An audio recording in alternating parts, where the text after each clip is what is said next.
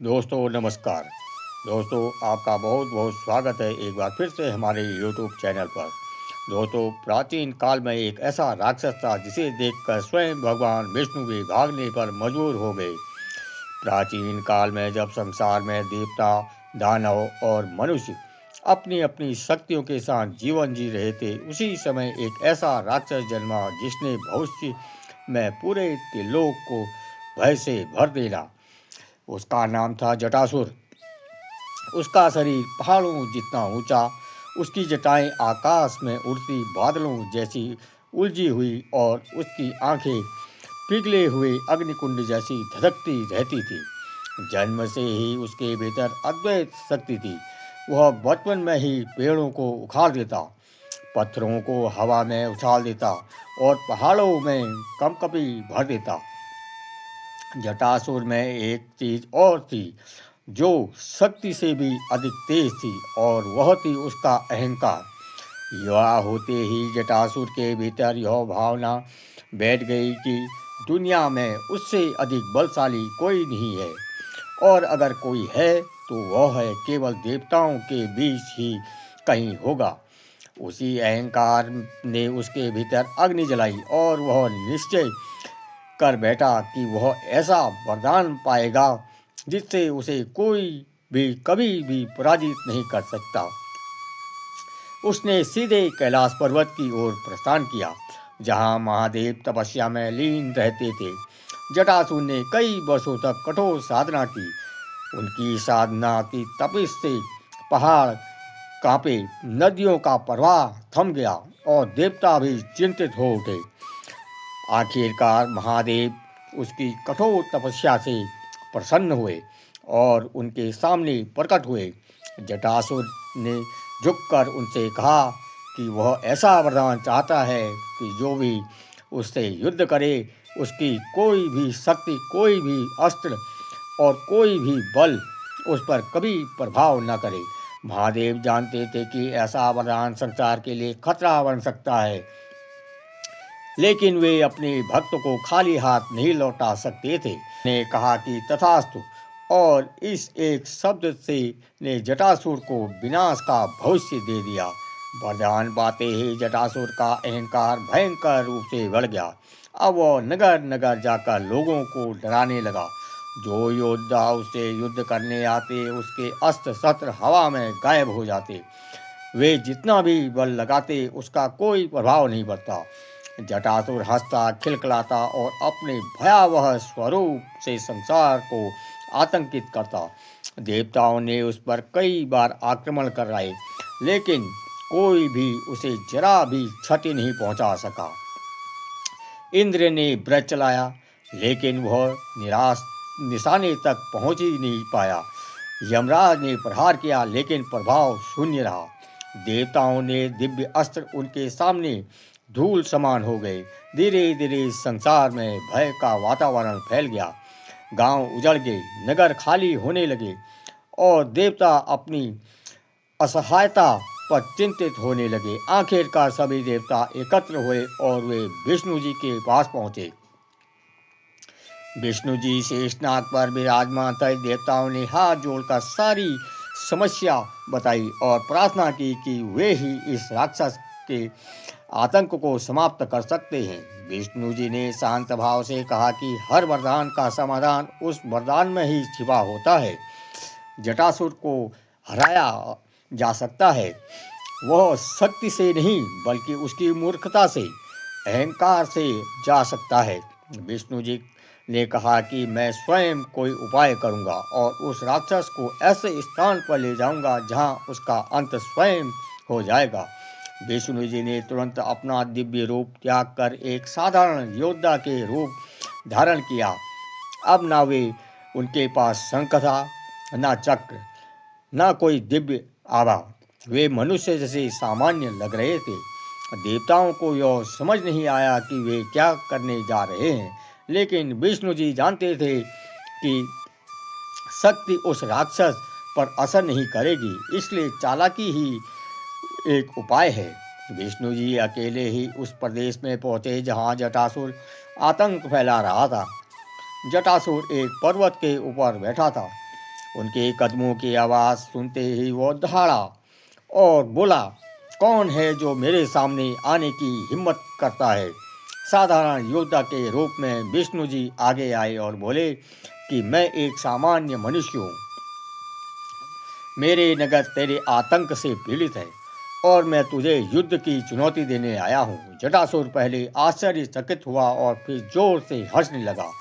उसने कहा कि देवता मेरे कुछ नहीं कर सकते और तू साधारण मनुष्य मुझे चुनौती देने आया है। विष्णु जी ने शांत स्वर में कहा कि शायद देवता तुझसे डर गए हों, लेकिन मैं नहीं। अगर तू सच में इतना बलशाली है तो मुझसे युद्ध कर। यह सुनकर जटासुर का अहंकार फट पड़ा और वह युद्ध के लिए तैयार हो गया। जैसे ही उसने युद्ध की हुंकार भरी, विष्णु जी ने तेजी से पीछे हटकर भागने लगे। जटासुर हंसता हुआ उनकी ओर बढ़ा और बोला कि भागकर कहाँ जाएगा मनुष्य, भाग, अब तेरा अंत निश्चित है। विष्णु जानबूझकर ऐसा भाग रहे थे मानो वे बहुत कमजोर हैं। कभी वे गिरने का नाटक करते, कभी सांस फूलने का बहाना बनाते। उन्होंने हर वह काम किया जो जटासुर के अहंकार को और बढ़ा दे। जंगलों से होते हुए घने पहाड़ों तक पहुँचते हुए विष्णु जी आगे आगे और जटासुर पीछे पीछे दौड़ते रहे। पीछा करते करते जटासुर को यह तब ध्यान नहीं रहा कि वह कहाँ पहुँच गया है। बस उसे इस बात का नशा था कि वह इस मनुष्य को पकड़कर मार देगा और अपना फिर से आतंक फैलाएगा। विष्णु उसे धीरे धीरे एक रहस्यमय स्थान की ओर ले जा रहे थे, जहाँ एक प्राचीन गुफा स्थित थी। उस गुफा में एक अघोरी साधक रहता था। वह सदियों से गहन तपस्या में लीन था। उसने अपने तपों के दौरान क्रोध में एक जो भी उसकी नींद में विघ्न डालेगा वह उसी क्षण भस्म हो जाएगा। यह श्राप इतना शक्तिशाली था कि देवता भी उस गुफा के पास जाना नहीं चाहते थे। विष्णु जी उस गुफा के पास पहुँचे और अंदर झांकने लगे। उन्होंने ऐसा दिखाया जैसे वह छिपने के लिए गुफा में जा रहे हों। जटासुर दहाड़ते हुए बोला कि छिपने की कोशिश कर रहा है, लेकिन अब तू मेरे हाथों नहीं बचेगा। जैसे ही जटासुर गुफा के अंदर जाने लगा, विष्णु जी एकदम गुफा के किनारे से हटे और एक शक्तिशाली ध्वनि उत्पन्न की। वह ध्वनि ऐसी थी जैसे किसी विशाल ढोल को गुफा के भीतर एक साथ कई बार बजाया गया हो। वह आवाज़ इतनी भयानक थी कि गुफा के भीतर सोए हुए अघोरी साधक की नींद टूट गई। उसी क्षण विष्णु भी अदृश्य हो गए। अब गुफा में केवल दो ही प्राणी थे। एक था कई सदियों से सोया हुआ अघोरी साधक और दूसरा था जटासुर। जैसे ही अघोरी ने अपनी आंखें खोली, गुफा की दीवार पर लाल प्रकाश फैल गया। उसकी आंखें ज्वाला समान जल रही थी। वह उठा और उसने जटासुर की ओर देखा। जटासुर ने हंसते हुए कहा कि भोले साधक, तू भी मुझे रोकना आया है? यह गुफा तेरे साथ जलकर राख हो जाएगी। अघोरी ने गूंजती हुई आवाज में कहा कि जिसने मेरी निंद्रा को भंग किया है वह जीवित नहीं रह सकता। यह श्राप है और श्राप से बचकर कोई भी नहीं जा सकता। जटासुर ने समझने की कोशिश की पर यह क्या हो गया, लेकिन तभी उसे अपने शरीर में तपिश महसूस होने लगी। पहले उसके पैरों से धुआं उठा, फिर उसके पूरे शरीर से अग्नि की लपटें उठने लगी। वह चिल्लाया कि यह क्या हो रहा है? मुझे शिवजी का वरदान है, मुझे कोई शक्ति असर नहीं कर सकती।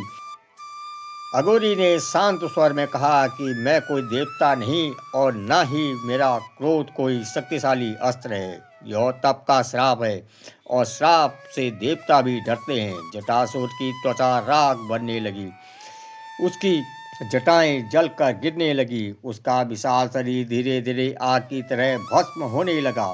वह तड़पता रहा पर श्राप का प्रभाव रुकने वाला नहीं था। वह चिल्लाया कि यह विष्णु का धोखा है, वह मनुष्य नहीं था। उसने मुझे यहाँ तक क्यों लाया? अपने अंतिम मंत्रों का उच्चारण करते हुए जटासुर पूरी तरह से राख हो गया। उसके अंत के साथ गुफा में पुनः शांति फैल गई। कुछ क्षण बाद विष्णु जी पुनः अपने मानव रूप में बाहर आए और उन्होंने अघोरी को प्रणाम किया, आशीर्वाद दिया और कहा कि यह राक्षस उसके श्राप के कारण ही मृत्यु को प्राप्त हुआ है। विष्णु जी ने कहा कि जटासुर का अंत आवश्यक था ताकि दुनिया फिर से शांत हो सके और एक खुशमय वातावरण बन सके। इसके बाद विष्णु जी वहां से प्रस्थान कर गए और देवताओं को यह विजय के बारे में बताया। देवता भी प्रसन्न होकर उनकी स्तुति की और संसार में फिर से शांति लौट आई।